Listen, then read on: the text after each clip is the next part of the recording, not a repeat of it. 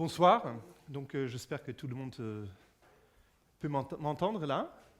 Donc en fait, vous savez tous, en fait, effectivement, lors des conférences qui ont lieu ici, parfois il y a des cours publics, et donc en fait, cette fois-ci, c'est Dominique qui m'a demandé de le faire, alors que je suis organisateur d'une école qui a lieu actuellement ici avec Fabrice Perth et Henri Aloul et Rajiv Singh. Donc, juste peut-être pour me présenter, je suis Marc Gerbig, comme vous voyez à mon accent et à mon nom, je suis d'origine allemande. Et je travaille en tant que chercheur au CNRS, au laboratoire des physiques des solides, à Orsay, donc à l'université Paris-Sud, qui devient maintenant l'université Paris-Saclay, comme vous l'avez peut-être entendu. Et en même temps, je suis aussi enseignant à l'école polytechnique. Et donc aujourd'hui, je vais essayer de vous amener vers un voyage à travers un bon siècle maintenant de physique nouvelle, qui a commencé en fait, donc je lis les titres, c'est la mécanique quantique et la relativité d'Einstein, qu'on va retrouver en fait, qui sont deux théories en fait effectivement du XXe siècle, deux théories qui ont révolutionné le XXe siècle.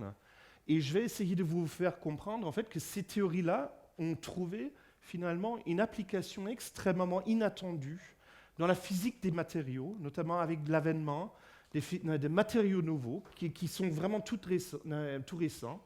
C'est vraiment la physique du XXIe siècle qui est arrivée, par exemple, avec un matériau que vous avez certainement déjà rencontré, c'est le graphène.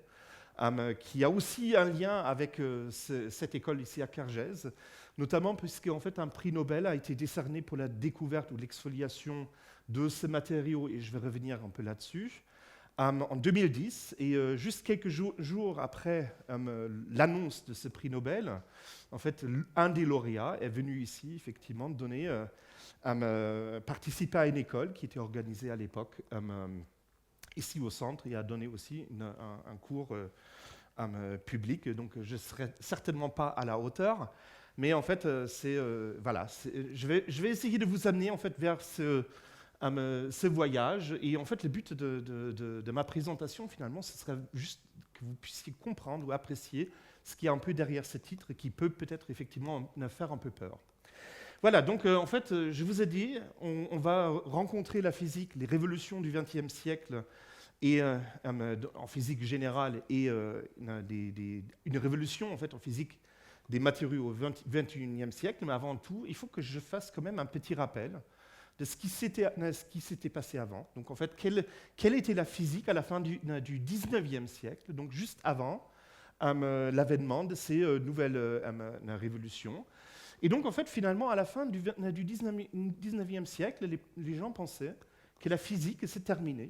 Donc, on a tout compris.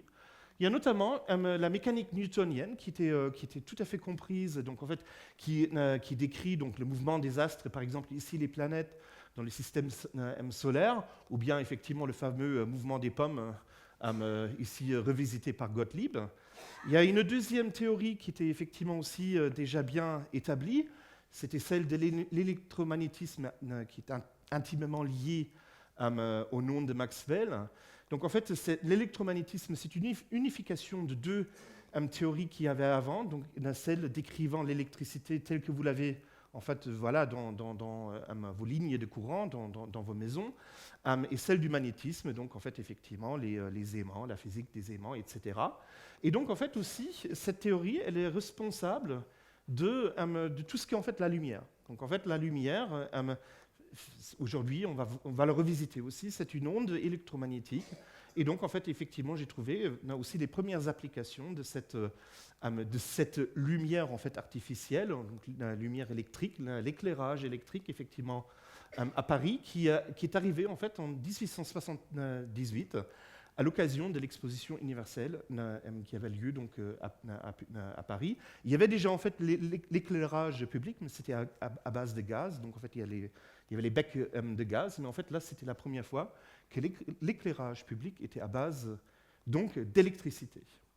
Et la troisième théorie, peut-être un peu plus complexe, c'était donc la thermodynamique, c'est-à-dire c'est la théorie qui décrivait tout ce qui était en fait phase gazeuse, une physique à beaucoup de particules, beaucoup d'atomes qui se retrouvent en fait effectivement dans un gaz. Et il y avait une théorie qui était tout à fait satisfaisante, qui était la théorie cinétique, qui était en fait en quelque sorte voilà, un ensemble de particules qui sont régies par la mécanique newtonienne. Et donc en fait, il faut juste voir comment l'ensemble de ces particules vont se manifester. En fait, et ça c'est la théorie qui est à la base, par exemple, en fait, de la compréhension et de l'avènement des moteurs, comme les moteurs qu'on a d'abord qu'il y avait donc, dans les moteurs à vapeur, par exemple le train, le chemin de fer quand il est arrivé, les bateaux à vapeur, etc. Okay, donc ça, c'était à peu près, effectivement, l'état des lieux de la fin du 19e siècle. Et en fait, à ce moment-là, Kelvin, qui était un très grand physicien de la fin du 19e siècle, il a fait en fait un discours à la Société royale des sciences à Londres. En fait, c'était écrit, effectivement, son discours, il a été écrit. Donc ça avait lieu vraiment en 1900, le 27 avril. Il a dit, en fait, effectivement, la beauté de la théorie dynamique, donc en fait, toute la physique qu'on connaissait à la fin du 19e siècle, qui pose que la chaleur et la lumière sont des modes du mouvement, est actuellement obscurcie par 2 nuages. Il y avait juste 2 petits nuages, en fait, de cette compréhension, en fait, de la physique à la fin du 19e siècle. Et en fait, ces 2 nuages, c'était 2 expériences qui étaient incomprises. La première, c'était une expérience de Michelson et Morley, et je ne vais pas rentrer dans les détails de cette expérience. Ce qu'ils ont essayé juste de faire, pour vous donner un petit aperçu, ce qu'ils ont essayé de faire, ils ont essayé de mesurer la vitesse de la lumière et voir effectivement si la loi d'addition des vitesses est toujours valable. Donc la loi d'addition des vitesses, c'est simplement, c'est-à-dire si je vois par exemple un bonhomme qui se déplace sur un train, s'il se déplace dans le train avec une vitesse ici V2, si je suis à l'extérieur de ce train, donc la vache qui regarde passer les trains, donc la vache elle va voir une vitesse quand même beaucoup plus grande. Cette vitesse du bonhomme, ça va être en fait l'addition des vitesses, la vitesse du bonhomme par rapport au train, plus effectivement la vitesse de ce train. Okay. Bon, pour la lumière, c'est à peu près pareil. On savait déjà que la lumière, donc c'était une onde. Ce n'est pas un bonhomme qui se déplace, mais c'est quelque chose d'un peu plus complexe. Et je vous donne une petite animation ici dont je vais beaucoup me servir. Vous voyez effectivement ici une onde qui est excitée sur l'eau. Et vous voyez effectivement que cette onde se propage avec une certaine vitesse. Si vous regardez par exemple, en fait, effectivement, un maximum ici, une onde, par exemple le creux ou un maximum de cette onde-là, elle va se déplacer avec une certaine vitesse. Et donc, en fait, effectivement, si je faisais cette expérience à nouveau sur le train, donc, en fait, dans une direction, cette onde se déplacerait effectivement avec une vitesse qui serait celle en fait, du train, plus en fait, la vitesse intrinsèque de la propagation de cette onde. Et donc, en fait, effectivement, les physiciens de la fin du 19e siècle, ils avaient déjà compris une chose, en fait, c'est-à-dire avec cette analogie avec une onde de surface de l'eau, il faut avoir un support.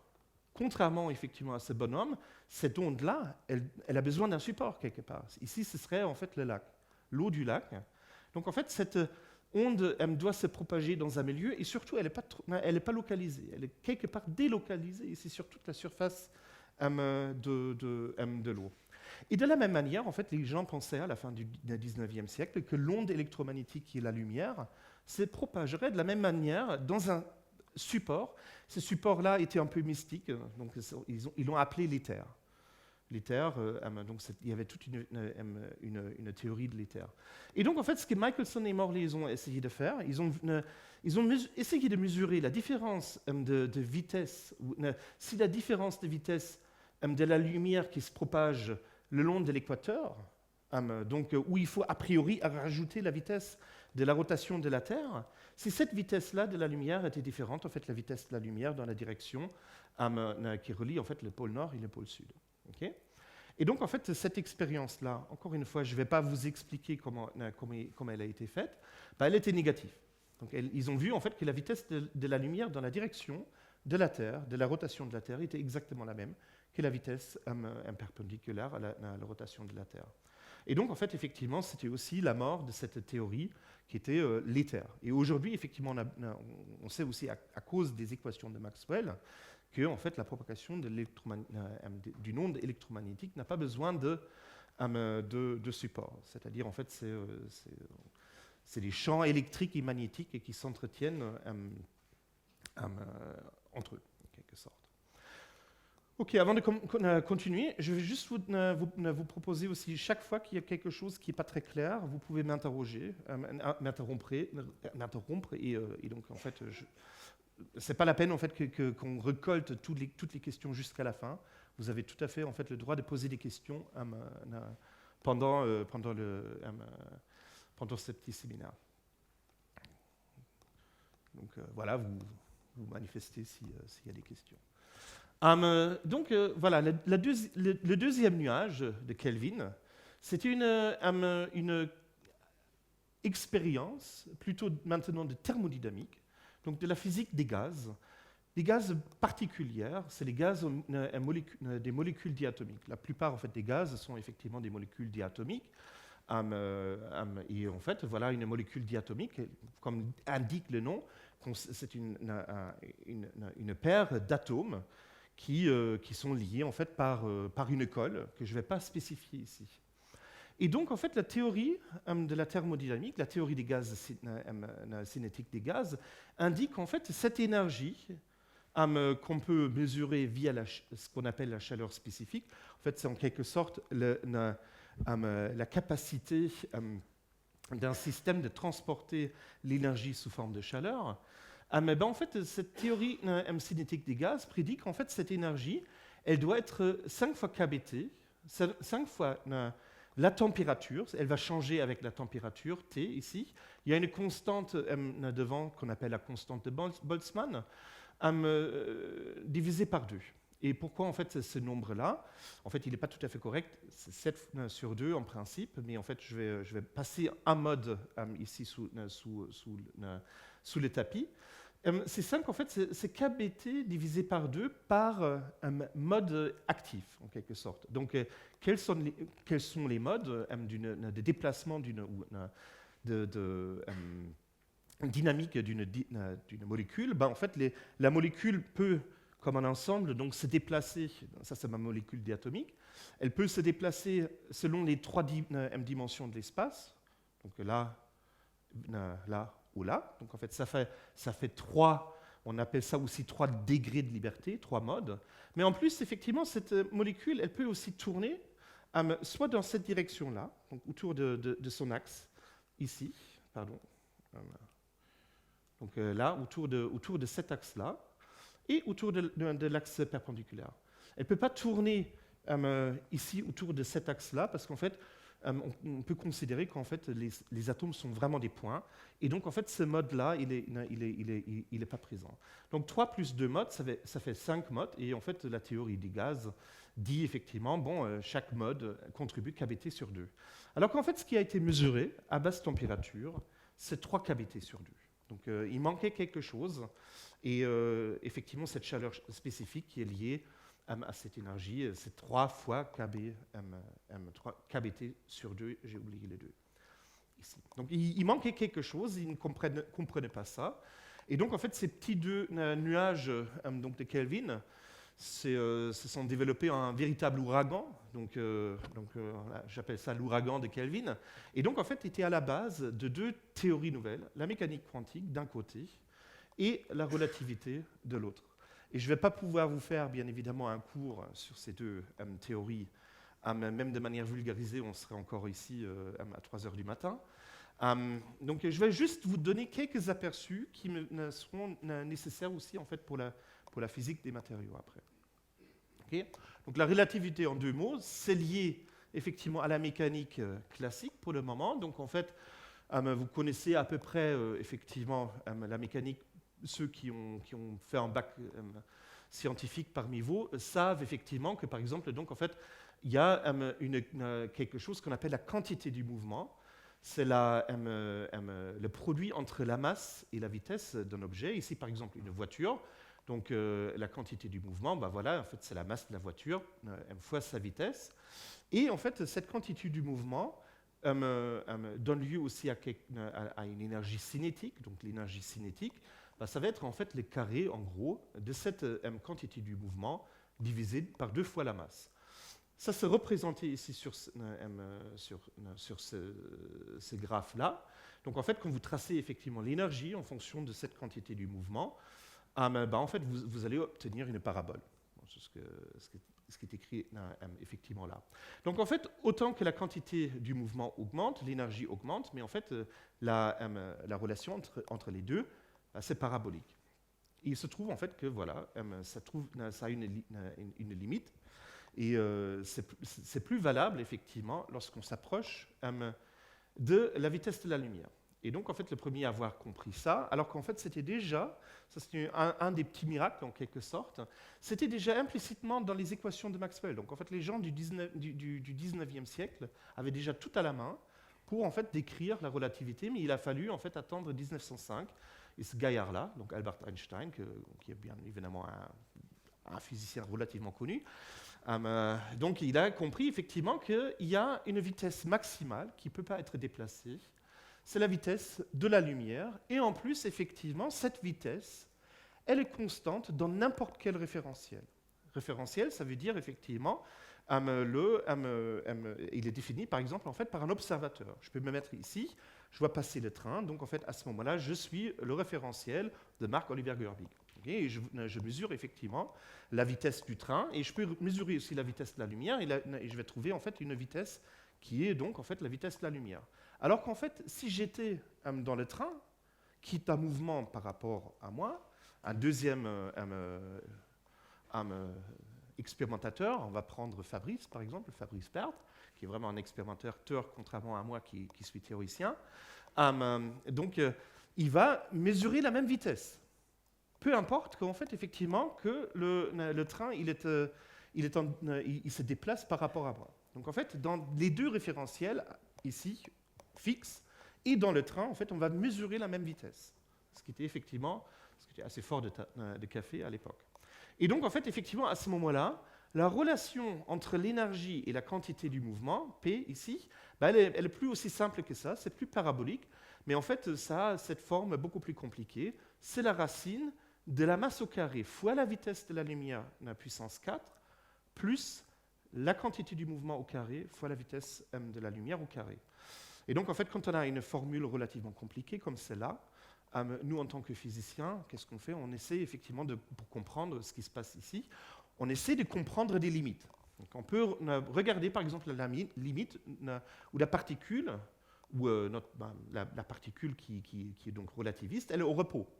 C'est-à-dire si elle n'a pas du tout de quantité du mouvement. Donc, à ce moment-là, en fait, elle a néanmoins une énergie qui est donnée par mc carré. Donc, probablement la formule de la physique la plus connue au monde, c'est E est égal à mc carré. Donc, tout le monde le répète, le met sur ses t-shirts, etc. Et bien, en fait, effectivement, c'est juste cette limite de repos, la masse au repos, en fait, de cette relation-là. On peut aussi se mettre dans une autre limite, là, où cette fois-ci, la masse, elle est nulle. Il y a effectivement des particules qui se comportent comme ça. Des photons, c'est en fait, pour les physiciens, c'est des petites particules de lumière, et je vais revenir un peu là-dessus, ou des neutrinos, même si aujourd'hui, en fait, ce n'est pas si juste que ça. On sait que les neutrinos, ils ont une petite masse.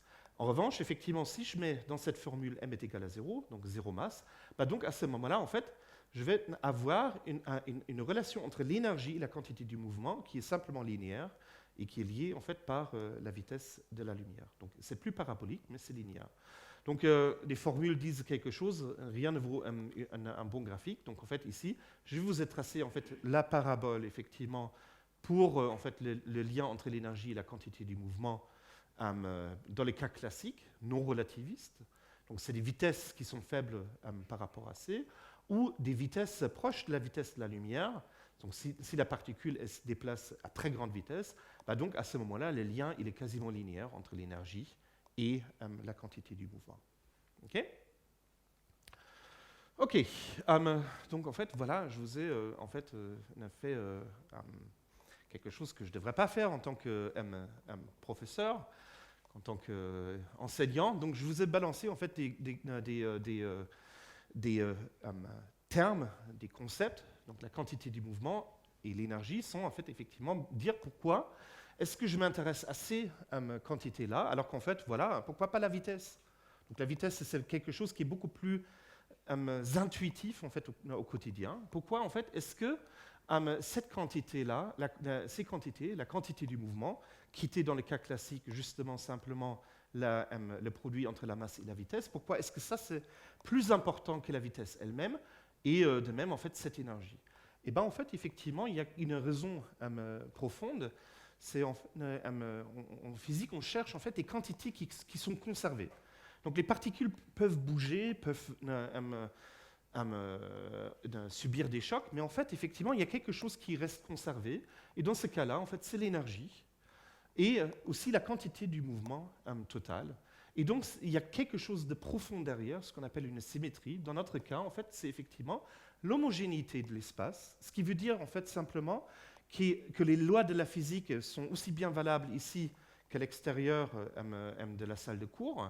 Et de la même manière, en fait, effectivement, l'énergie est conservée parce qu'en fait, aujourd'hui, les lois de la physique sont tout aussi valables que d'ici 1000 ans.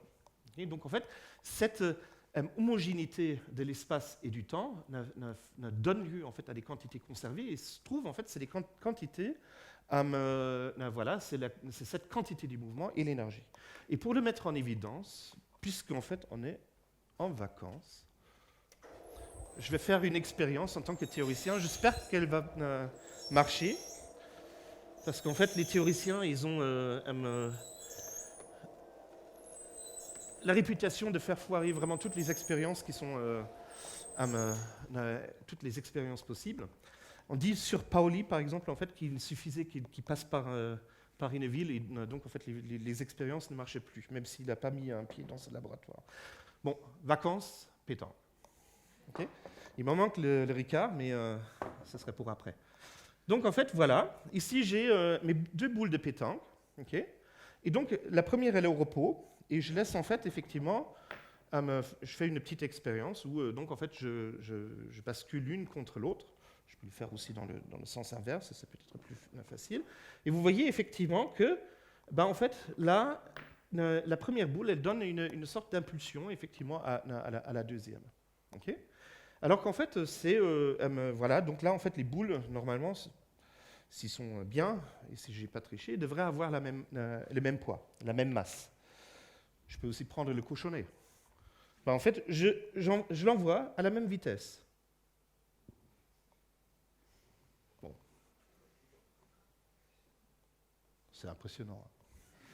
Donc voilà. Vous voyez effectivement qu'il y a quelque chose qui change fondamentalement ici.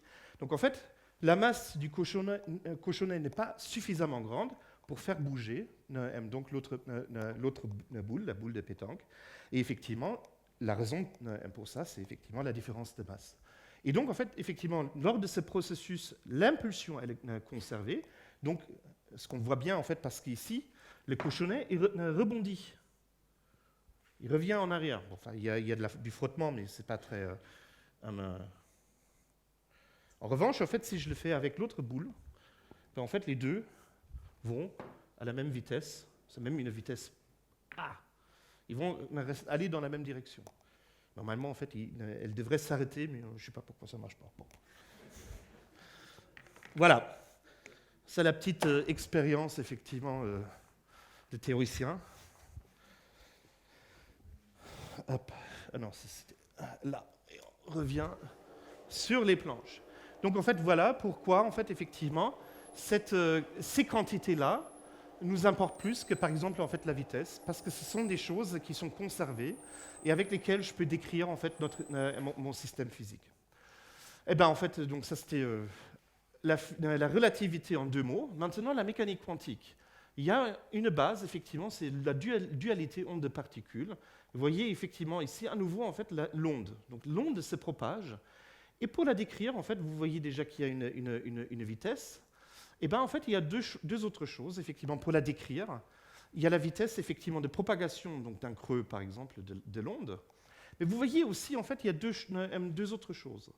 Il y a, en fait, la distance entre deux creux, par exemple. On appelle ça la longueur d'onde, ici en bleu, lambda. Okay. Et, bien évidemment, si je reste, par exemple, ici, quelque part, accroché, j'ai par exemple une jauge ici, une tige qui sort de l'eau, et si je regarde en fait juste la hauteur, on appelle ça l'amplitude de mon onde, ben, je vois en fait qu'elle oscille. Et elle oscille avec une fréquence, qu'on appelle une fréquence. Donc je mesure le temps entre deux creux de la vague, ou deux maxima de la vague, et donc en fait ce temps-là, l'inverse, me donne la fréquence. Okay. Et donc on sait de la physique des ondes que le lien entre la fréquence et la longueur d'onde, se passe précisément en fait la vitesse de propagation de cette onde-là. Okay. Mais il y a autre chose encore aussi. Donc quand on fait cette expérience, donc je vous ai dit là c'est juste de l'eau, et la lumière, c'est une onde. Et donc pour mettre en évidence que en fait effectivement la lumière est une onde, il y avait en fait même déjà au temps de Newton, il y avait un débat énorme sur la nature de la lumière. Newton, qui était un matérialiste qui pensait en fait la lumière c'était de la matière, c'était des particules, et Huygens il lui a dit attends là en fait non la lumière en fait c'est une onde. Qui est-ce qui avait raison? On va le voir. Donc pour le faire, en fait, on va faire une autre expérience, j'espère qu'elle va aussi marcher. Donc on va envoyer de la lumière sous forme de laser, donc en fait ce petit machin-là, une lumière verte, mais peu importe. On va l'envoyer sur deux ouvertures parallèles, donc par exemple là, les deux fenêtres à côté. Ben, en fait, maintenant je vais demander à ceux qui ne sont pas physiciens, donc à quoi est-ce que vous vous attendez? Donc si vous êtes à peu près sain d'esprit, sur l'écran, à quel motif est-ce que vous vous attendez? Donc, j'envoie ici la lumière sur deux fentes comme ça. Et donc, est-ce que quelqu'un pourrait me dire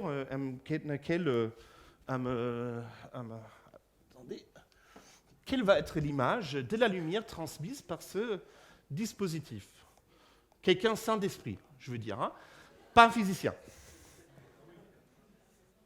Donc, une petite idée. Qui n'est pas physicien? Voilà. Oui, alors, qu'est-ce que vous dites?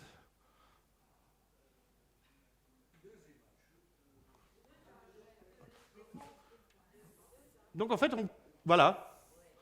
On défend comme ça. Voilà, vous êtes sain d'esprit. On va faire l'expérience. Hein? Non, mais il y en a deux, là. Ah oui, en fait, le laser, en fait, le spot du laser, il est plus grand que la distance entre les deux. Voilà. Est-ce que vous pouvez venir? Vous êtes cobaye. Et donc, en fait, pour voir que je ne triche pas, vous voyez, en fait, ici, j'ai mis deux fentes dans un ticket de métro, parce que je suis parisien. Donc voilà, vous le voyez. Et donc là, j'ai mon laser. Et donc, en fait, je vais l'illuminer. Et donc, en fait, vous me dites ce que vous voyez de l'autre côté. Vous approchez et vous dessinez peut-être, en fait, effectivement, ce que vous voyez. Après, pas sur l'écran là, mais sur le tableau. D'accord. Qu'est-ce que vous voyez? Alors, je regarde bien avant pour être sûr de mon coup. Donc, je vais voir un truc comme ça. Ouais. Avec des petits trucs de chaque côté. Voilà. Voilà. Puis, Oui, oui, là, c'est un peu plus grand. Très bien, merci. C'est ça. Alors, ah oui, merci. Effectivement, c'est ce qu'on voit. Et donc, en fait, quelque chose de très différent, en fait, à quoi on s'attend naturellement. Est-ce que quelqu'un maintenant sait ce que c'est? Donc, en fait, pourquoi est-ce que c'est comme ça? Comment est-ce qu'on appelle ce phénomène? Donc, en fait, c'est un phénomène physique. Maintenant, est-ce qu'il y a des scientifiques parmi les enfants? Ça s'appelle en fait une interférence. Donc ça, c'est un phénomène très important, effectivement, des ondes. Et on va le voir à nouveau aussi. Ça existe aussi avec une onde de surface sur l'eau. Donc en fait, cette fois-ci, il agite les deux balles en même temps. Donc c'est en fait comme si à chaque endroit de ma fente, j'ai à nouveau une source de lumière qui se propage aussi de manière circulaire. Et vous voyez ici, effectivement, il y a donc des ondes d'ombre et des ondes d'augmentation en fait, effectivement, de la vague. Ça vient du fait, ça on peut le comprendre effectivement de la manière suivante. Donc vous avez maintenant c'est pas l'image, mais c'est en fait la double fente. Okay. Donc ici, à chaque endroit, vous avez donc une source de lumière, et donc en fait, à certains angles, le creux de ma première vague peut rencontrer un maximum de l'autre. Et qu'est-ce qui va se passer? En fait, ça va s'annihiler. Comme ça oscille à la même fréquence, ça reste en fait plat. Donc ça, c'est en fait les ondes d'ombre dans notre lumière, ici, que mon cobaye a bien dessiné. Et donc, mais il y a aussi d'autres angles où finalement, les deux ondes, les deux creux de l'onde vont se superposer. On appelle ça une interférence constructive par rapport à une interférence destructive. Et donc, à ce moment-là, l'onde est amplifiée. Et donc, à ce moment-là, vous avez une onde plus grande, avec une amplitude plus grande. Et donc, traduit en lumière, ça veut dire que c'est des spots qui sont plus lumineux. Donc, en fait, ça, c'est une preuve de la nature, on dit nature ondulatoire de la lumière. Donc, ça veut dire qu'en fait, Newton, c'est raté. Huygens, il avait raison. La lumière, c'est une onde. Mais en fait, c'est pas si simple que ça. Einstein, en 1905, dit la lumière peut néanmoins se comporter aussi comme une particule, on dit de manière corpusculaire. Donc, il est le premier à l'avoir peut-être le premier à l'avoir compris au niveau donc, de ce qu'on appelle l'effet photoélectrique. Photovoltaïque, c'est autre chose, ouais. Et donc, en fait, c'était lié à Max Planck, dû à Max Planck, qu'on a compris, en fait, effectivement, qu'il y a un lien entre l'énergie et cette fréquence. Donc, je ne savais pas exactement comment ce lien était. Donc, dans son désespoir, il a dit H. Donc, en fait, il y a une proportionnalité entre l'énergie et la fréquence. Je l'appelle H. H en allemand, ça veut dire Hilfe, donc c'est à l'aide. Donc c'est une quantité auxiliaire. Donc s'il avait été français, il aurait peut-être mis A, à l'aide. Donc c'est devenu la constante Planck, sauf que ça s'appelle toujours H. Donc quantité auxiliaire, donc, qui est maintenant à la base vraiment de la physique quantique. Et en fait, c'est la même quantité H, la même quantité, qui lie aussi en fait la longueur d'onde à l'impulsion de la de l'onde. C'est-à-dire, en fait, on trouve ici deux quantités que j'avais déjà introduites effectivement vis-à-vis des particules. Les particules sont données, en fait, sont décrites par une énergie et par une impulsion. Et donc, en fait, maintenant, Einstein et Planck, ils ont attribué, en fait, effectivement, une énergie et une impulsion aussi à cette onde, ou ce qui était, en fait, avant une onde. Voilà, rentrer. Il y a plein de places aussi encore là, vous pouvez vous mettre. Et donc, en fait, on peut se poser la question, est-ce que le contraire, il est valable aussi? C'est-à-dire, si les ondes ne sont finalement pas des ondes, mais parfois aussi un peu des particules, est-ce que les particules peuvent être aussi des ondes? Eh bien, en fait, la réponse est oui.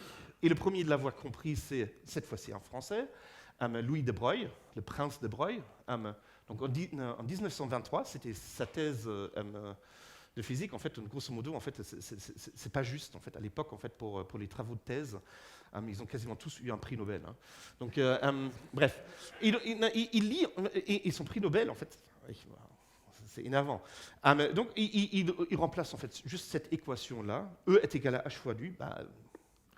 Je peux aussi dire nu est égal à E sur h. Hein. Lambda est égal à h sur p. Et donc, à ce moment-là, ma particule, elle a une fréquence, comme une onde, et une longueur d'onde. comme l'indique le nom, comme une onde. Donc ça c'est bien, ça c'est la théorie, il était un théoricien. Il a envoyé, en fait son directeur de thèse, qui était Paul Langevin, il a envoyé donc la thèse à Albert Einstein, qui l'a félicité, il a tenu à féliciter De Broglie pour, en fait, il a levé un petit bout de voile de cette nouvelle physique, effectivement, il a raison. Quelques années plus tard, en fait, ces trois personnes ici, donc Davison, Germer et Thomson, ils ont fait une expérience où, effectivement, ils voyaient des franges d'interférence avec des électrons. Donc, ils ont fait exactement la même expérience, parce qu'en fait, donc là, en fait, vous avez déjà peut-être, vous avez dit, en fait, on est saint d'esprit, donc en fait, si j'envoie de la lumière, je vais trouver effectivement cette image-là derrière ma fente, ma double fente. Si je vous avais demandé en fait la distribution du nombre de particules que j'envoie en fait par cette double fente, et je vous ai dit en fait la réponse est ça, vous m'auriez pas cru. Mais en fait, effectivement, si. Ici, il y a par exemple une expérience qui a été faite. Ils ont envoyé des dizaines, voire des centaines de milliers d'électrons sur un écran. Donc, à faible exposition, il y avait juste quelques impacts, comme on s'y attend naturellement, puisque les électrons sont des particules. Donc, en fait, vous avez quelque chose de granuleux. Mais déjà, en fait, à partir d'un certain moment, même si ça reste granuleux, vous arrivez à voir ici une structure sous forme de franges d'interférence, comme on s'y attend pour des ondes de lumière. Et donc, en fait, c'est vraiment une dualité, et c'est cette dualité qui est à l'origine, effectivement, de la mécanique quantique. Là, je vais avoir deux transparents. Ah oui, non, en fait, je vais vous passer une petite animation que je trouve très jolie, qui en plus est issue de travaux de notre laboratoire. Donc, il y a un groupe de vulgarisation qui essaie de synthétiser ça. Je vous donne aussi en fait les pages web, en fait, vous pouvez le voir. Donc ça, c'était avec des particules. Vous envoyez, en fait, vous mitraillez en fait cette double fente avec des particules. Vous avez trouvé en fait des impacts qui sont à peu près repartis sous deux lobes. Avec l'onde, vous avez compris, maintenant il y a les franges d'interférence, comme vous l'avez vu avec mon laser. Et maintenant, il y a une particule quantique qui est un peu les deux. Okay, donc en fait, elle se déplace aussi d'abord comme une onde, mais à un moment donné, on mesure sa position et ça devient un impact, effectivement ponctuel. Et on en voit plusieurs. Donc on parle du réduction du paquet d'ondes, de la fonction d'onde associée à cette particule. Et la fonction d'onde, je vais l'introduire un tout petit peu plus tard. Donc en fait, vous refaites cette expérience où vous trouvez en fait des franges d'interférence. Et en fait, déjà, tout au début de la mécanique quantique, il y a des malins qui ont dit, mais en fait, si je regarde aussi par où ça passe, je pourrais avoir à la fois l'aspect, ça ne marche pas, donc à ce moment-là, je sais que c'est des particules, mais effectivement, à ce moment-là, ils se comportent comme des particules, c'est-à-dire juste l'observation pour savoir en fait par quelle fente la particule passe, détruit en fait cette interférence.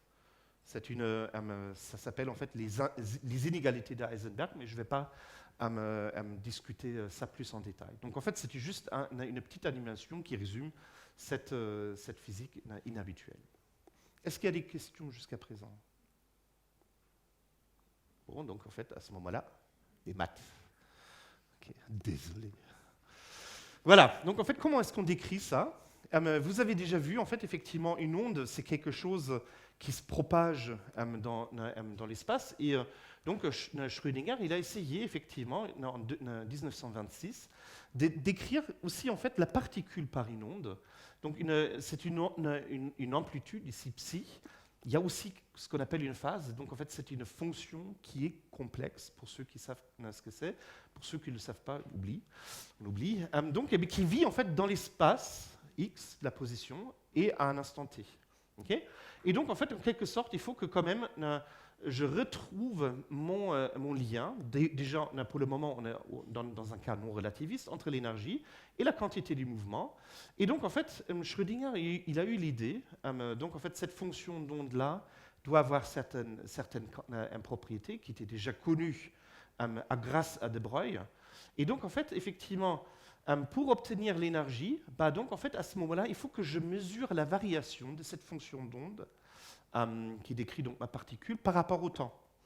Une variation par rapport au temps, mathématiquement, c'est la dérivée par rapport au temps. Okay.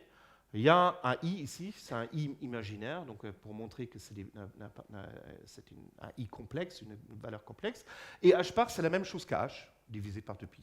Donc c'est h. Donc, peu importe, vous n'avez pas à vous embêter avec le bar ici. Donc en fait, ça reste la constante de Planck.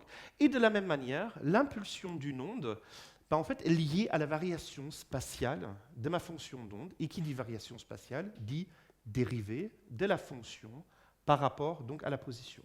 Et donc, effectivement, Schrödinger, il a l'équation de Schrödinger, que je ne vais pas écrire ici, s'obtient en remplaçant E par effectivement cette dérivée temporelle et P par cette dérivée par rapport à la position. Donc ça, c'est très bien. Schrödinger, en fait, effectivement, il travaillait déjà pendant assez longtemps sur ce problème parce qu'il connaissait bien les ondes, etc. Et des équations à dérivée partielle. Et donc, en fait, il s'est cassé la dent, d'abord, parce qu'il était déjà au courant de la relativité. Il savait qu'en fait, cette relation, elle n'est pas valable. Quand entre l'énergie et la quantité du mouvement, si je vais à des grandes vitesses, ben en fait, on a compris, effectivement, que la relation entre eux et la quantité du mouvement, c'était ça. Et en fait, il s'est cassé les dents, parce qu'en fait, là, ce n'est pas très, très joli. Si vous voulez remplacer, effectivement, E et P par des dérivés, bah donc à ce moment-là, on aura une dérivée sous la racine, et ça, c'était pas très, très joli. Aujourd'hui, mathématiquement, on arrive à le traiter, mais en fait, à l'époque, les mathématiques n'étaient pas encore aussi développées. Et donc Dirac, il avait peur de rien. Il vient en fait avec ce qu'on appelle maintenant le truc de la racine farfelue. Donc la racine l'embête, il l'enlève. Okay. Donc la racine de m carré, c'est m. La racine de c puissance 4, c'est 2, c carré. Okay, donc ce c carré ici. La racine de c carré, c'est c. La racine de p carré, c'est p. Donc E est égal à mc carré plus cp. On revient sur alpha et bêta, mais en fait, effectivement, c'était le mois du bac, là, il y a 2 mois. Si vous aviez fait ça, effectivement, lors de votre bac, le résultat aurait été ça. Hein. Donc, si c'est Dirac, la récompense, c'est le prix Nobel. Et donc, en fait, effectivement, il a quand même compris mathématiquement qu'il y a un petit prix à payer. En fait, c'est ces quantités, bêta et alpha, qui sont des objets mathématiques qui étaient qui n'étaient pas encore très familiers à l'époque.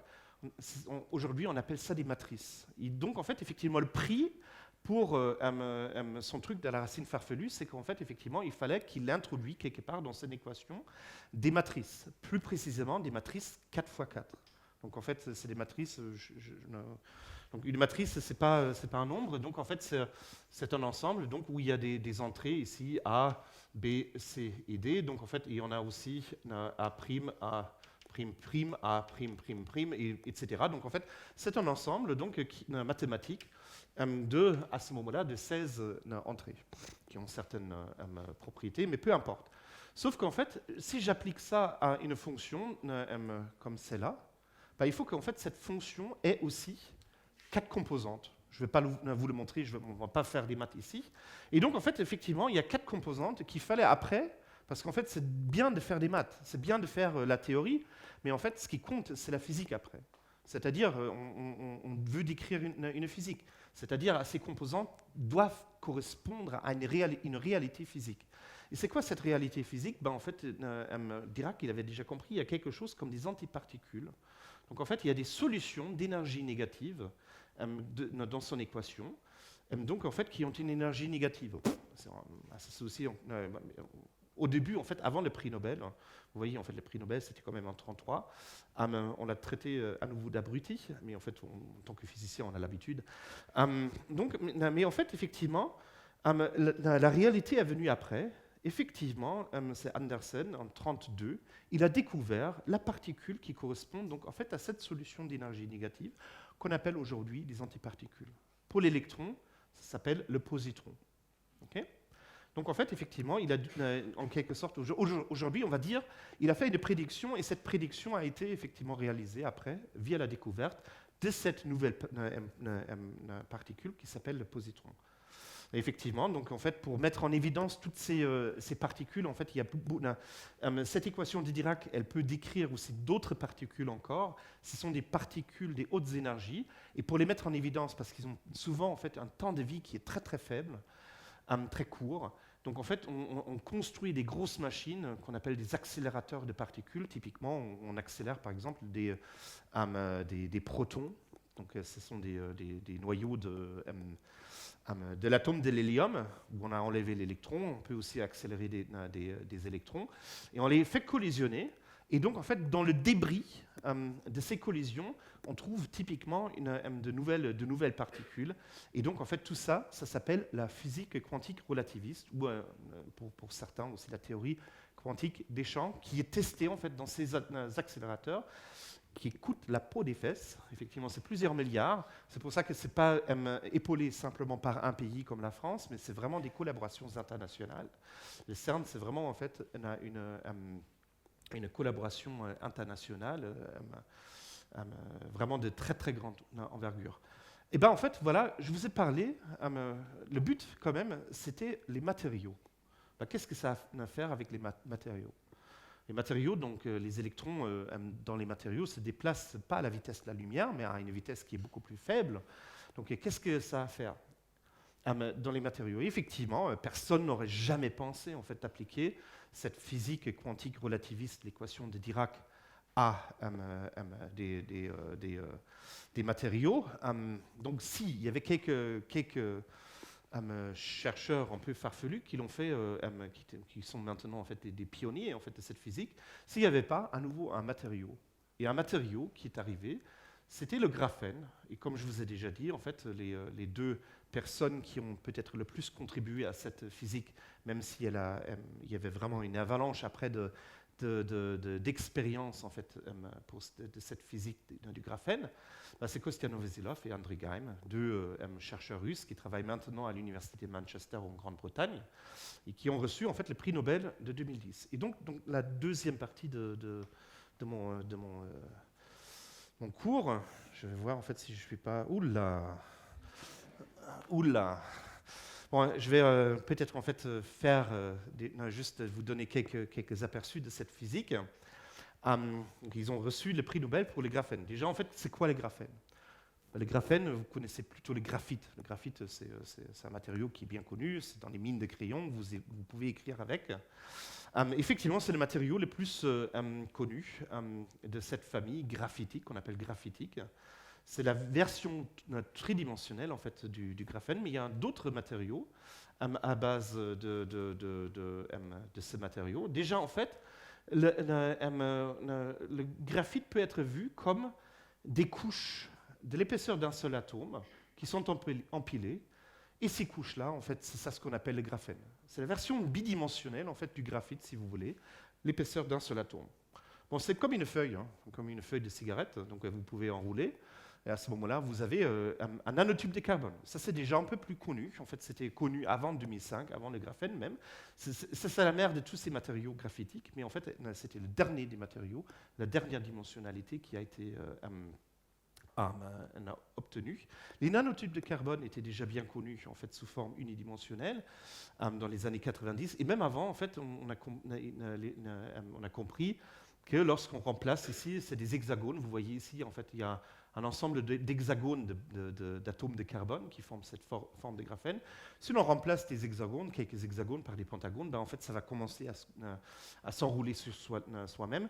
Ça donne en fait les fullerènes, la plus connue, en fait, les footballènes de C60, qui en fait qui a la forme d'un point.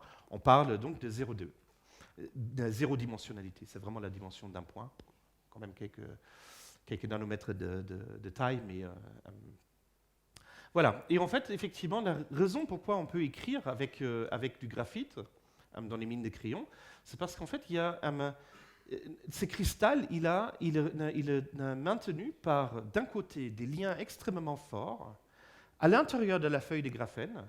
Donc ça, c'est des liens qu'on appelle les liens covalents, qui sont extrêmement forts, extrêmement rigides, alors qu'en fait, des couches de graphène sont très faiblement liées par une interaction qu'on appelle de Van der Waals. Et en fait, il est très facile de casser cette interaction de Van der Waals. Et donc, c'est la raison pourquoi en fait, vous pouvez écrire avec un crayon. Donc, le graphite peut être vu comme un millefeuille de feuilles de graphène, donc, pour ceux qui sont gourmands dans cette audience, comme ma fille. Donc, comment est-ce qu'on peut faire maintenant du graphène? On utilise précisément donc, en fait, ces liens faibles, qui sont les liens de Van der Waals, et donc, en fait, on prend vraiment Kostianov-Veselov et André Geim, on ne dirait pas, mais en fait, c'est deux gaillards assez bizarres, qui avaient toujours, en fait, le vendredi après-midi, c'est deux Russes aussi, un séminaire un peu décontracté, c'est-à-dire autour de la bière. Donc un séminaire, le séminaire du vendredi après-midi, et donc en fait, tout d'un coup, ils se sont dit, mais comment est-ce qu'on peut fabriquer des choses un peu nouveaux? Et il a commencé avec un ruban de scotch, il a mis une pastille de graphite, et il a replié sur elle-même, déplié à nouveau. Donc qu'est-ce qui s'est passé avec la pastille de graphite? En fait, l'adhésion au scotch est plus grande que en fait, l'adhésion entre les feuilles de graphène à l'intérieur. Donc il a scindé en quelque sorte cette pastille de graphite en deux. Vous voyez ici les deux points. Ce qu'il a pu faire une fois, il peut faire ça plusieurs fois, une dizaine de fois. Et donc à ce moment-là, en fait, le scotch il devient extrêmement peu ragoûtant, disons. Et donc en fait, donc une fois qu'il a un scotch un peu, un peu sale, après ça colle. Donc il a mis en fait ce scotch sur un substrat. Ils ont mis ça sur un substrat de SiO2, de dioxyde de silicium.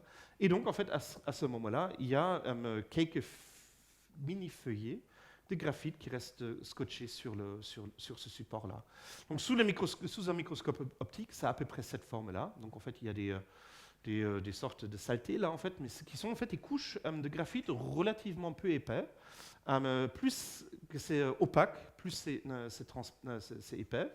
Et donc, en fait, plus c'est bleu et transparent, moins de nombre de couches on trouve ici. Et par exemple, en fait, le graphène à l'œil nu, comme ça, on ne le voit pas. Il faut agrandir encore un tout petit peu. Et là où c'est le plus pâle, ils ont trouvé effectivement une monocouche de graphène. Donc ça, c'est typiquement effectivement, sur un substrat de SiO2. Et après, effectivement, on peut faire des expériences avec. Et ce qui est intéressant, donc là, j'ai pris un exemple donc, de ce superbe laboratoire, qui est le LPS d'Orsay, qui se trouvait le laboratoire où je fais ma recherche. C'est les meilleurs, forcément. Donc, en fait, c'est une image du groupe de physique mésoscopique chez nous. Et donc, en fait, là, on voit bien ce que c'est le graphène. En gros, c'est un film alimentaire. Vous voyez ici, en fait, le film, vraiment, il se gondole aussi un peu comme un film alimentaire, mais de l'épaisseur d'un seul atome. Et ici, il est contacté, effectivement, à des électrodes électriques. C'est-à-dire, en fait, ça, c'est des métaux. Ici, je crois que c'est du tungstène, mais je ne suis pas sûr à 100%. Et donc, en fait, passer, effectivement, du courant à travers ce film alimentaire. Donc, c'est un film conducteur. Donc, en fait, si quelqu'un vous demande ce que c'est le graphène, vous pouvez dire, en fait, effectivement, d'un point de vue qui nous intéresse ici, c'est un film conducteur. Et bon, en fait, dans la suite de cette découverte, il y avait plusieurs autres matériaux, effectivement, qu'on appelle maintenant des matériaux de Van der Waals, qui sont des matériaux en couches où les couches sont faiblement liées. Et on peut, par cette technique du scotch, enlever des couches. Bon, là, c'est très bien, mais qu'est-ce que ça a à faire avec la première partie de mon exposé? Qu'est-ce que la mécanique quantique relativiste a à faire là-dedans? Donc en fait, à ce moment-là, il faut revenir effectivement sur le lien entre l'énergie et la quantité du mouvement. Donc dans le cas non relativiste, on a quelque chose de parabolique, et dans le cas ultra-relativiste, on a quelque chose de linéaire, donc le lien entre l'énergie et la quantité du mouvement. On peut se poser la question, qu'est-ce qui se passe maintenant quand on met les électrons, donc je vais décrire maintenant les électrons comme des particules, qui se déplacent dans un cristal. En fait, je vous ai déjà dit que la quantité du mouvement est liée à une symétrie, l'homogénéité de l'espace.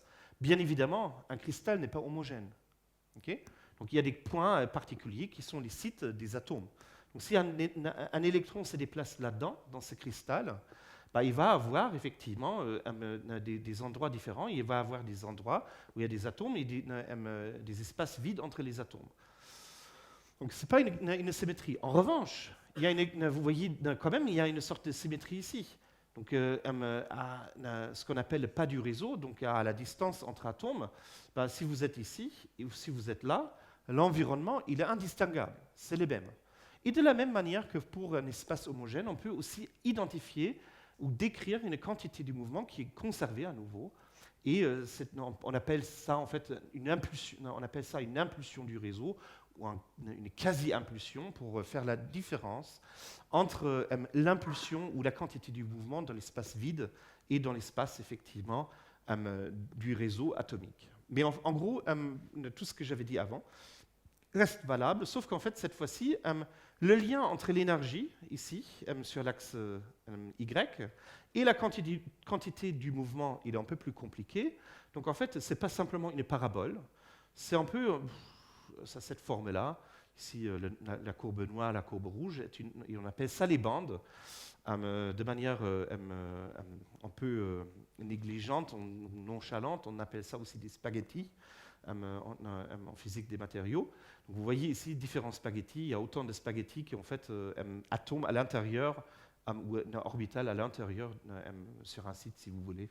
Je ne vais pas rentrer dans les détails, mais il y a des endroits, effectivement, il y a quelque part des énergies où il n'y a pas du tout de bande. Donc il y a par exemple ici des fenêtres, on le voit ici. Donc là, il n'y a aucune bande qui traverse en fait cette énergie. Donc ça s'appelle en fait des bandes interdites. Mais en gros, c'est la même chose. Sauf qu'en fait, la physique, donc la plupart de la physique, souvent en fait, se passe à des points remarquables, comme par exemple ici, on pourrait dire ce minimum de la courbe rouge. Et donc, dans ce voisinage, on peut parfois dire que c'est comme si c'est parabolique. Et donc, on utilise à ce moment-là pour décrire les électrons, effectivement, une dispersion qui est exactement cette forme-là, sauf qu'en fait, cette fois-ci, ce n'est pas la masse de l'électron nu, mais quelque chose qu'on appelle en fait la masse de bande, qui est la courbure en fait, de cette bande qui nous intéresse. Quand je fais la même chose pour le graphène, ma structure de bande, elle est complètement différente. Elle a cette forme-là. Donc ici, c'est la quantité du mouvement. Il y a en fait la quantité du mouvement, puisque j'ai un système ou un cristal bidimensionnel dans la direction X et dans sa direction perpendiculaire, que j'appelle Y. Okay. Et donc, quand je trace en fait donc l'énergie par rapport à ces deux composantes, en fait, la quantité du mouvement, et je trouve en fait ces deux, quand on fait le calcul, on trouve en fait cette structure de bande-là.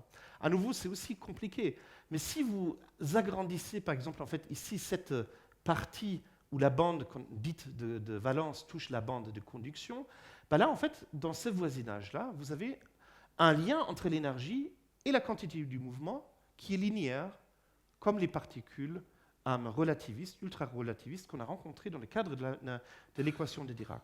Et c'est effectivement la base de cette physique relativiste qu'on rencontre en fait dans les graphènes, même si en fait la vitesse effective ici elle est 300 fois inférieure que la véritable vitesse de la lumière. Voilà. Et donc en fait, j'ai presque terminé. Je vais juste, en fait, effectivement, essayer de vous donner un aperçu de comment ces bandes-là que j'ai décrites là pour le graphène ou ici pour un matériau, je vais même oublier que c'était, comment ça décrit les propriétés électroniques des matériaux. Donc en fait, vous savez que dans les matériaux que vous rencontrez, il y a des conducteurs, il y a des isolants, il y a des semi-conducteurs, etc. Et en fait, c'est effectivement le caractère conducteur en fait, du matériau est précisément donné par cette structure de bande, c'est-à-dire ce lien entre l'énergie et la quantité du mouvement. Donc la plupart du temps, par exemple pour un métal, si l'on a par exemple ici deux bandes, je vous ai déjà dit ici il y a une fenêtre en énergie qui est une bande interdite, et il y a une énergie encore particulière qu'on appelle le niveau de Fermi. C'est en gros l'énergie du dernier, de la dernière occupation. Je remplis en fait cette structure de bande que je vous ai décrite avec des électrons jusqu'à un certain niveau, et ce niveau-là, on appelle le niveau de Fermi. pour les experts, en fait, c'est dû au fait que les électrons sont des fermions et on ne peut pas mettre deux électrons dans le même état quantique. Mais peu importe. Je remplis en fait ma structure de bande jusqu'à une certaine énergie. Et cette énergie-là s'appelle l'énergie de Fermi.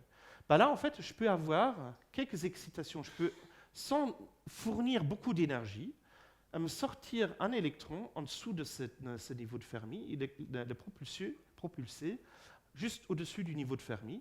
Et c'est précisément ça, la base de la métallicité d'une certaine classe de matériaux qu'on appelle des métaux. Un isolant, pour un isolant, le niveau de Fermi se trouve directement dans cette bande interdite, c'est-à-dire le dernier état ou la dernière énergie remplie, c'est le haut de cette bande de valence qui est en bas. Donc à ce moment-là, il faut que je fournisse toute cette énergie-là pour exciter donc, en fait, un électron vers un état qui peut en fait, finalement conduire de l'énergie. Et donc, en fait, pour exciter, par exemple, un électron d'ici vers là-bas, il faut fournir typiquement des énergies qui correspondent à des températures de plusieurs dizaines de milliers de degrés. Donc, c'est vraiment, il faut y aller. Bon, il y a le semi-vital, je ne vais pas en parler. Et le graphène, en fait, il a cette forme-là. Donc, c'est-à-dire, il est un peu entre les deux, entre un métal et un isolant. Le graphène, il est vraiment un peu à côté. C'est-à-dire, en fait, il n'y a pas de bande interdite. Les bandes se touchent, mais en un seul point. Donc il y a très peu d'états en fait, qui contribuent ici. J'ai aussi une animation, mais aussi en fait l'animation pour les isolants. Et la différence des métaux et des isolants, je vais vous la présenter quand même. Donc en fait, ici, c'est une vision un peu différente. Donc vous avez un atome, cet atome-là, quand vous calculez son énergie, il a des niveaux d'énergie. Et quand il y a plusieurs atomes dans cette boîte, en fait, ces niveaux ils vont se parler, ils vont former en fait, effectivement cette bande, ces bandes-là. Donc, voilà, c'est en fait la largeur des bandes que je vous ai montré ici en noir. Un métal, effectivement, comme je vous ai dit, est déterminé en fait, par un niveau de Fermi dans cette bande-là. Donc, à ce moment-là, ça peut bouger. Et dès que c'est rempli, complètement rempli, les électrons sont en quelque sorte figés. Ils ne peuvent plus contribuer à la conduction parce qu'il faudrait en fait traverser cette bande interdite.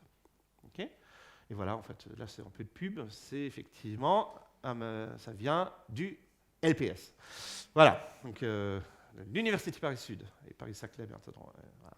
Bref, le graphène, en fait, je vais m'en passer, mais en fait, effectivement, pour maintenant faire une électronique à base de graphène, ce que Novoselov et Geim, ils ont compris tout de suite, effectivement, ils mettent ce graphène qu'ils ont mis déjà sur un substrat de dioxyde de silicium, et en fait, ils changent ce niveau de Fermi en rajoutant des électrons et en enlevant.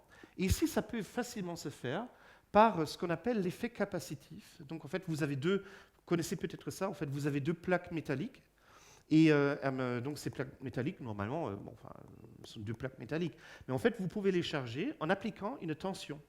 Donc en appliquant une tension entre la plaque inférieure et la plaque supérieure, à ce moment-là, vous allez charger le condensateur, et ici, en fait, une des plaques, c'est notre feuille de graphène qu'on veut bien évidemment caractériser ou utiliser.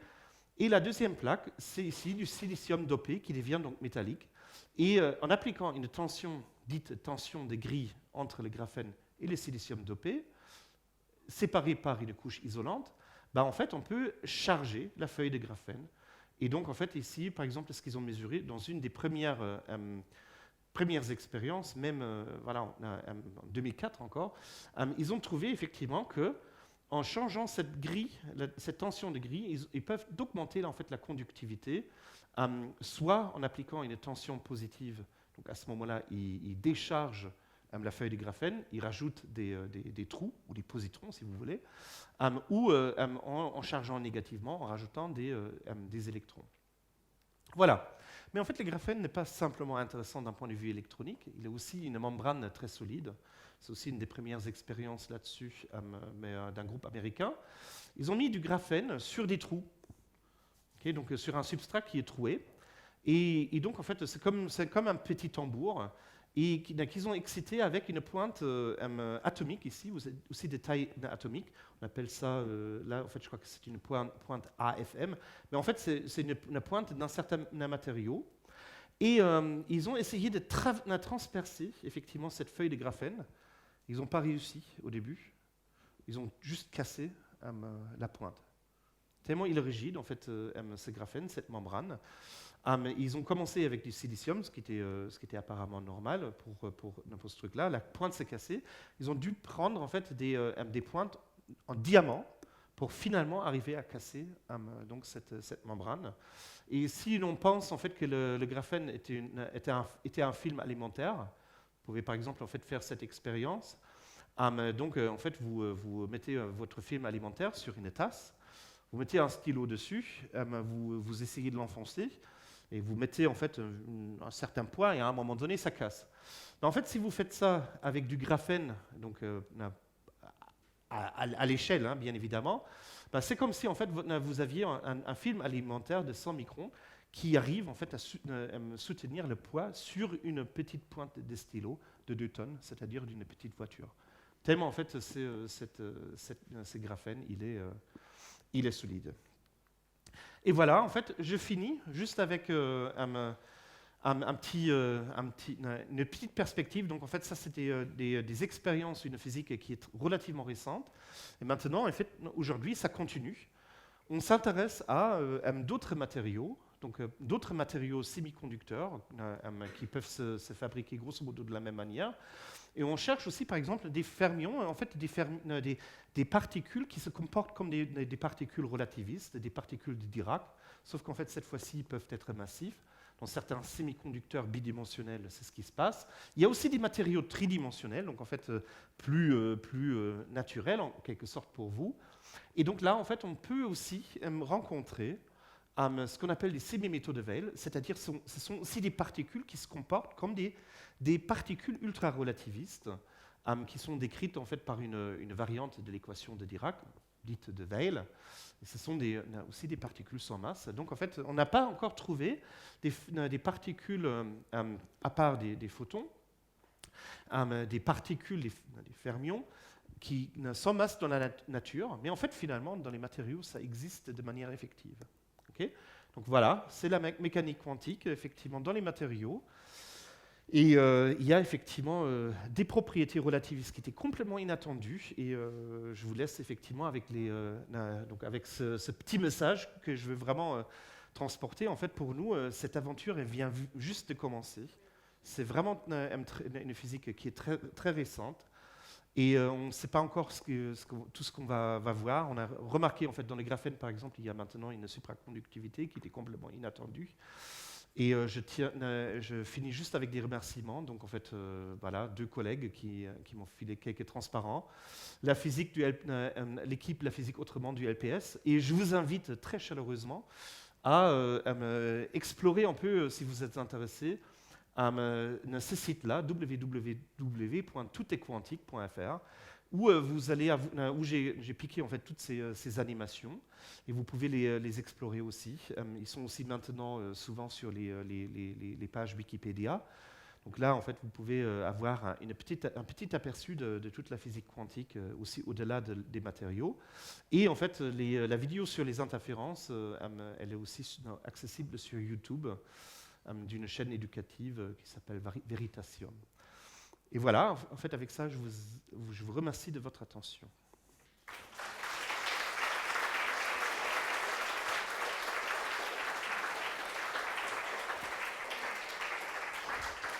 Et bien évidemment, s'il y a des questions, je suis à votre disposition. Oui. Oui, bonjour.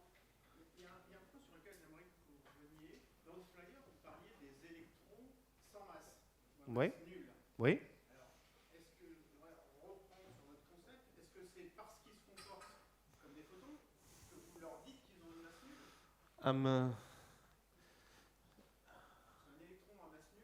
Ça n'existe pas. On est bien d'accord. Non, c'est une particularité justement de cette structure de bande. C'est-à-dire, en fait, à partir du moment où on met des électrons qui ont bien évidemment à la base leur masse, on les met sur un réseau, comme ici donc le réseau du graphène, Et donc, en fait, ils vont former à cause. Donc, ce ne sont plus des électrons libres. Des électrons libres, bien évidemment, ils ont leur masse. Ici, en fait, ils se déplacent dans un milieu qui est complètement inhabituel pour eux, normalement. Et donc, dans ce milieu, ils forment effectivement ce genre de bande, et c'est juste par analogie. Comme il y a effectivement dans le graphène, dans la structure de bande, donc l'énergie par rapport à l'impulsion, ces liens-là, en fait, ces bandes-là qui se croisent de cette manière, c'est comme si, c'est par analogie, c'est comme si les électrons étaient des fermions qui n'ont pas de masse, mais qui sont chargés. Donc effectivement, des particules qui n'existaient pas dans le monde qui nous entoure, si vous pensez en fait à des particules libres ou des particules élémentaires. C'est effectif, c'est par analogie. Ouais. Des questions encore? Osez. Allez.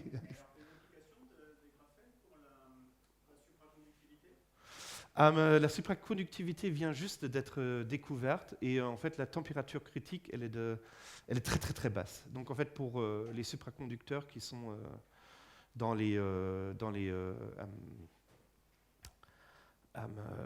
voilà, qui sont utilisés au quotidien en fait ils restent supra à des températures beaucoup plus élevées. Donc en fait je ne crois pas qu'on regarde, qu'on va garder le graphène supra comme pour une application. En revanche, en fait, c'est ça ce que je sais aussi de transporter comme message. C'est pas parce qu'en fait, ça peut être pas d'application que ce n'est pas intéressant. On a justement dans la physique des supraconducteurs aujourd'hui certains matériaux et certains mécanismes qu'on n'a pas encore complètement compris. Et l'intérêt de la supraconductivité dans le graphène est, à mon avis, plutôt là-dedans, c'est-à-dire on essaie de comprendre les mécanismes. Peut-être à travers le graphène, on trouve des mécanismes sous-jacents de cette supraconductivité, et peut-être en fait ces mécanismes-là sont transférables à d'autres matériaux qui ont peut-être des mécanismes semblables. C'est ça à peu près la réponse. Oui. Comment? Ah.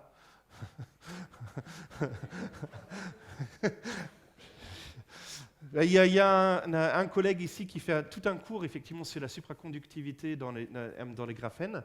Et je crois qu'en fait le mécanisme il n'est pas encore identifié. On ne le sait pas. Même en fait il y a une classe de matériaux qui sont les supraconducteurs à haute température critique qui sont complètement différents. C'est des céramiques, c'est des matériaux à base des métaux oxydes. Leur mécanisme, il n'est pas encore complètement compris. À côté de vous, il y a aussi un expert, de l'autre côté, qui travaille là-dessus. Et donc, en fait, aussi là, les chercheurs encore s'engueulent pour trouver, en fait, effectivement, pour le mécanisme qui est vraiment à la base de cette supraconductivité. Ce n'est pas encore complètement compris. Même si, en fait, ces matériaux-là sont connus depuis plus de 30 ans maintenant. Le graphène, c'était un matériau très solide. Est-ce qu'il est déformable?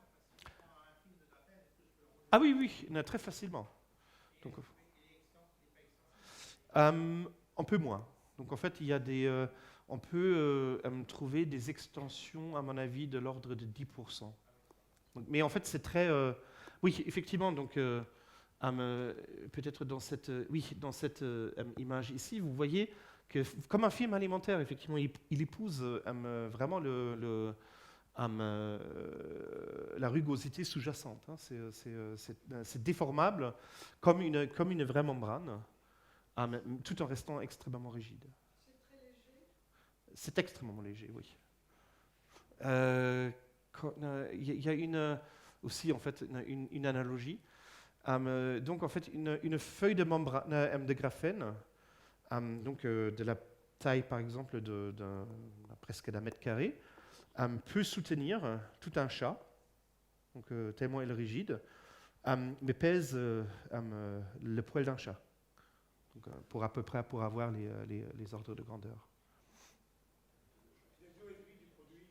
Hmm? Bon, il n'y a pas de produit là encore. Hein, mais le graphène, il est relativement stable. Hein, c'est vraiment. Bon, après, on l'encapsule. Le problème du graphène, c'est qu'il attrape parfois en fait des adatomes, ce qu'on appelle des adatomes, donc, par exemple de l'eau. Donc, justement, parfois, effectivement, les expérimentateurs de Manchester, ils ont rigolé en disant qu'en fait, une fois, effectivement, Kostya Novoselov, il est arrivé, il avait un rhume, il a éternué sur l'échantillon et il a effectivement changé de propriété. Donc là, c'était.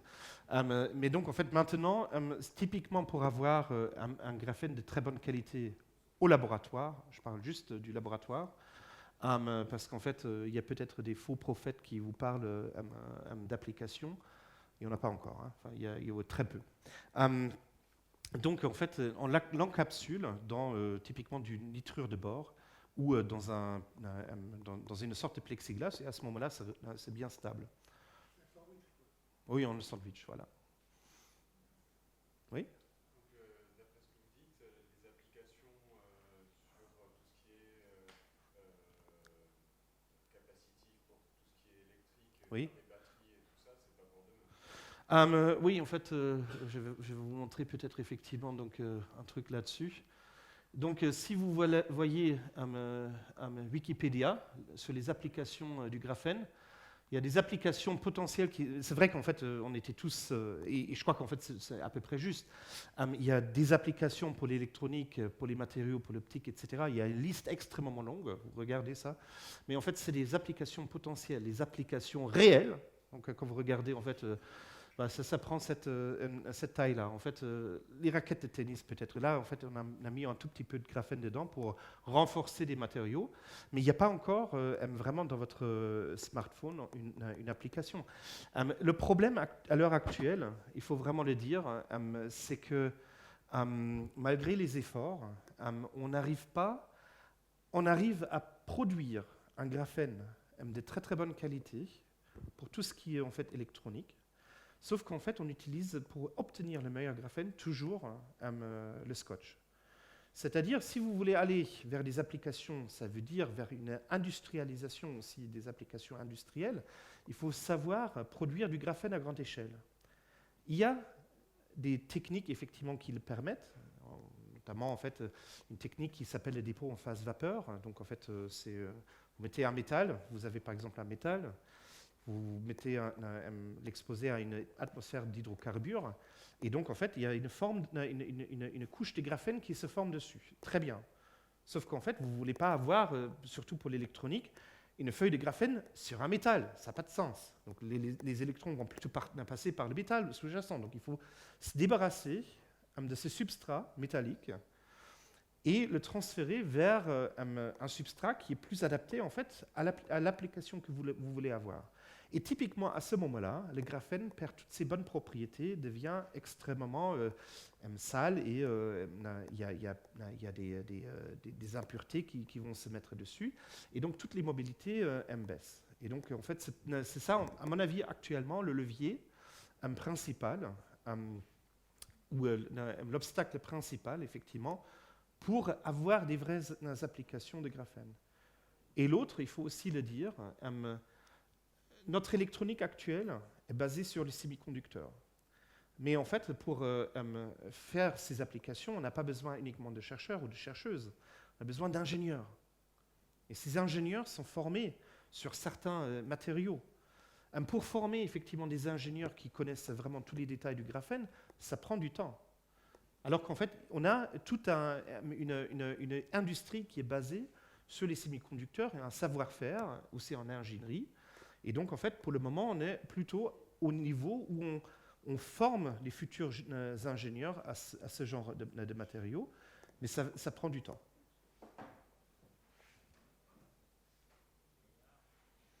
Est-ce qu'il y a d'autres questions ? Donc, à ce moment-là, je vous souhaite un bon appétit ou un bon apéro.